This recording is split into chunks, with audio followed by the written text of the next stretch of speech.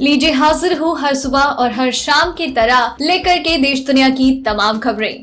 नमस्कार दोस्तों, आप सभी का स्वागत है हमारे चैनल पर। तो हमारे चैनल को सब्सक्राइब कर लीजिए ताकि आप कोई भी खबर कभी भी मिस ना करें। आज के इस वीडियो में जानेंगे कोरोना वायरस का देश में कहर, कितने लोग हुए पीड़ित और कितनों की अब तक मौत। इस राज्य में कल से लगा लॉकडाउन का अगला चरण, जाने कहीं आपका राज्य तो नहीं। अगले 24 घंटों में इन राज्यों में दस्तक देगा मॉनसून, आज बारिश का अनुमान। क्या आएगा लॉकडाउन 6? पीएम मोदी इस दिन करेंगे मुख्यमंत्रियों से बातचीत। एक हफ्ते में 4 रुपए महंगा हुआ डीजल, जाने आपके राज्य में पेट्रोल डीजल के क्या है दाम। कोरोना की चपेट में पूर्व पीएम मनमोहन सिंह का घर। कोरोना की चपेट में पूर्व पीएम मनमोहन सिंह, घर के बाहर लगा क्वारंटीन का नोटिस। पहले हो चुकी है ये बीमारी तो कोरोना से हो सकते हैं इम्यून, स्टडी में दावा। किसानों के लिए खुशखबरी, इस योजना के तहत 9,000 करोड़ रुपए खाते में पहुँचे, इस तारीख तक करें रजिस्ट्रेशन। चलिए जानते हैं अब खबरें विस्तार से, लेकिन उससे पहले वीडियो पसंद आ रही हो तो लाइक जरूर कर दें।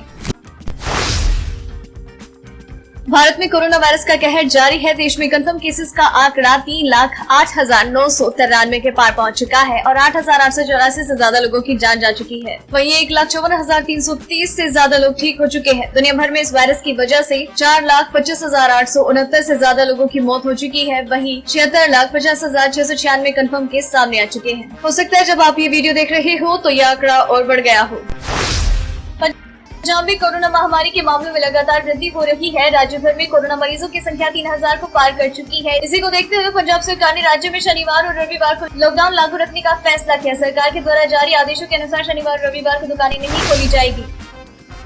दक्षिण पश्चिम मानसून ने रफ्तार पकड़ ली है। महाराष्ट्र में दस्तक देने के बाद मानसून पश्चिम बंगाल पहुंच गया। अब जल्द ही मानसून के बिहार पहुंचने की उम्मीद है। मौसम पूर्वानुमान एजेंसी स्काईमेट के अनुसार अगले 24 घंटों के दौरान तटीय आंध्र प्रदेश, तेलंगाना, दक्षिणी छत्तीसगढ़, विदर्भ, मराठवाड़, तटीय कर्नाटक, दक्षिण कोंकण और गोवा और विंध्य पश्चिम बंगाल में कई जगहों पर बारिश होने की संभावना है। केरल, आंतरिक महाराष्ट्र, तटीय ओडिशा, आंतरिक कर्नाटक और पूर्वोत्तर भारत में हल्की से मध्यम बारिश के साथ कुछ स्थानों पर तेज वर्षा की उम्मीद है।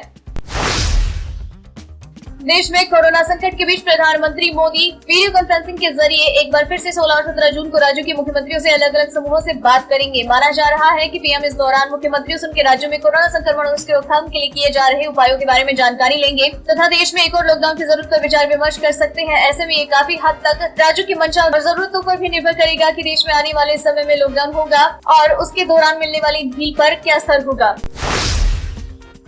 देश में पेट्रोल और डीजल लगातार 7वें दिन महंगा हुआ। आज प्रमुख महानगरों में पेट्रोल की कीमतों में 59 से 61 पैसे और डीजल की कीमतों में 50 से 60 पैसे की बढ़ोतरी हुई। दिल्ली, कोलकाता, मुंबई और चेन्नई में 1 लीटर पेट्रोल की कीमत क्रमशः 75.16, 77.05, 82.10 और 78.99 रुपए प्रति लीटर है। डीजल की बात की जाए तो इन महानगरों में इनका दाम क्रमशः 73.39, 69.23, 72.03 और 71.64 रुपए है। पाकिस्तान क्रिकेट टीम के पूर्व कप्तान शाहिद अफरीदी कोरोना वायरस की चपेट में आ गए। वो कोरोना पॉजिटिव पाए गए। पूर्व क्रिकेटर शाहिद अफरीदी ने कोरोना टेस्ट करवाया, उनकी रिपोर्ट पॉजिटिव आई। उन्होंने ट्वीट करते हुए कहा कि लोग मेरे जल्द ठीक होने की दुआ करें। कोरोना वायरस के बाद से अफरीदी पाकिस्तान में लगातार गरीबों और जरूरतमंदों की मदद कर रहे थे। पूर्व प्रधानमंत्री मनमोहन सिंह के आवास के बाहर कोरोना नोटिस लगने से कांग्रेस नेताओं में हड़कंप मचा है। नेता नोटिस लगने के पीछे का कारण पता कर रहे हैं। मनमोहन सिंह आधिकारिक आवास में पूरे परिवार के साथ रहते हैं। एक रिपोर्ट के अनुसार पूर्व पीएम मनमोहन सिंह के सहायिका की बेटी कोरोना पॉजिटिव पाई गई। हालांकि अभी तक पूरा मामला सामने नहीं आया। कुछ रिपोर्ट्स के अनुसार पूर्व पीएम आवास के अंदर बने क्वार्टर में ही उनकी सहायिका भी रहती है। WHO ने शुक्रवार को चेतावनी दी कि कोरोना वायरस महामारी का भीषण अप्रत्यक्ष असर पड़ सकता है। WHO ने कहा कि कोरोना बीमारी की तुलना में महामारी की वजह से पैदा हुआ खराब हालात की वजह से ज्यादा नुकसान हो सकता है। WHO ने कहा कि कोरोना वायरस महामारी का अप्रत्यक्ष असर सबसे ज्यादा महिलाओं, बच्चों और किशोरों पर पड़ सकता है। पश्चिम बंगाल में लगातार कोरोना वायरस के संक्रमण के बढ़ते मामलों के बीच लॉकडाउन के 82 दिन बाद आखिरकार शनिवार को पश्चिम बंगाल सरकार ने बांग्लादेश की सीमा को खोल दिया है। इसी के साथ ही भारत बांग्लादेश सीमा से सामानों की आवाजाही सड़क मार्ग से शुरू हो गई। पश्चिम बंगाल सरकार ने फूलबारी से सटी भारत बांग्लादेश सीमा को खोल दिया।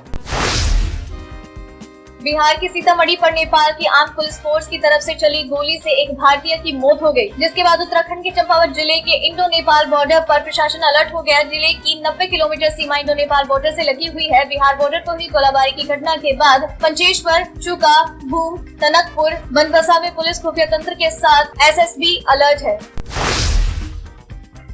कोरोना वायरस की चपेट में सुरक्षा बलों के जवान भी तेजी से आ रहे हैं। जम्मू कश्मीर के कुलगाम में सीआरपीएफ के 31 जवान कोरोना पॉजिटिव पाए गए। जम्मू कश्मीर के कुलगाम में तैनात सीआरपीएफ की 90 बटालियन में 300 से ज्यादा जवानों को कोरोना टेस्ट हुआ, जिसकी आज रिपोर्ट आ गई, जिसमें 31 जवान कोरोना पॉजिटिव पाए गए। बताया जा रहा है कि सीआरपीएफ की एक पूरी कंपनी का कोरोना टेस्ट किया गया था।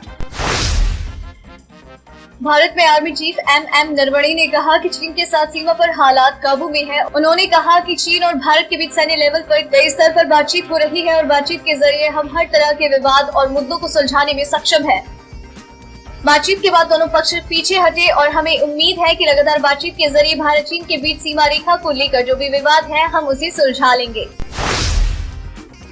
दिल्ली में कोरोना संक्रमण के मामलों में लगातार तेजी हो रही है। निगम बोध घाट में सालों से अंतिम संस्कार करा रहे आचार्यों का कहना है कि कोरोना काल में उनकी मुश्किलें बढ़ गई है। बीते 15 दिनों से रोजाना 40 से 50 शवों का अंतिम संस्कार निगम बोध में आचार्य और उनकी टीम करवा रही है। हालात ये है कि लगातार बढ़ रही लाशों को देखकर वो भी परेशान हैं। आलम ये है कि शमशान घाटों में अब जगह कम पड़ रही है और अब मरने वाले लोगों की इतनी संख्या देखने के बाद सरकार ने 4 और शमशान घाटों को तैयार करना शुरू कर दिया है। कोरोना संक्रमण के लिए वैक्सीन की खोज कर रही वैज्ञानिकों की एक टीम ने दावा किया है कि कॉमन कोल्ड या जुकाम कोरोना संक्रमण से बचाता है। जुकाम के खिलाफ शरीर में जो इम्यूनिटी बनती है वो करीब 17 साल तक कोरोना वायरस से होने वाले संक्रमण से शरीर को बचाने में मददगार साबित होती है। इस रिसर्च में दावा किया गया है कि जिन भी लोगों को जुकाम हुआ है उनके कोरोना संक्रमण के चपेट में आने की आशंका न के बराबर होती है। केंद्र सरकार की ओर से किसानों के लिए शुरू की गई फसल बीमा योजना के तहत देश भर में अब तक लगभग 14,000 करोड़ रुपए के फसल बीमा के दावे सामने आए हैं, जिनमें से अब तक सिर्फ 9,000 करोड़ रुपए के दावों का भुगतान हुआ है। आपको बता दें कि खरीफ फसलों की बीमा की अंतिम तिथि 31 जुलाई 2020 है। तो दोस्तों ये रही आज की खास खबरें। तो इसी तरीके से आपके लिए हर सुबह 6 बजे और शाम 7 बजे ये खबरें हम यूं ही लेकर आते रहेंगे। तो इन सारी खबरों के साथ आपको किस खबर के बारे में क्या है कहना, क्या है आपकी राय, प्लीज शेयर कीजिए। साथ ही अगर आपने इस वीडियो को पूरा देखा है तो प्लीज अपना नाम नीचे कमेंट सेक्शन में जरूर लिख दीजिए, ताकि हमें पता चले कि आपने इस वीडियो को पूरा देखा है। आपको खबरें अच्छी लग रही हैं, आप इन्हें पसंद कर रहे हैं, प्लीज कमेंट बॉक्स में लिख कर बताएं। अगर अच्छी लग रही है तो वो भी बताएं, अगर कोई सजेशन है तो वो भी जरूर बताएं। फिर मिलते हैं कल, तब तक के लिए धन्यवाद।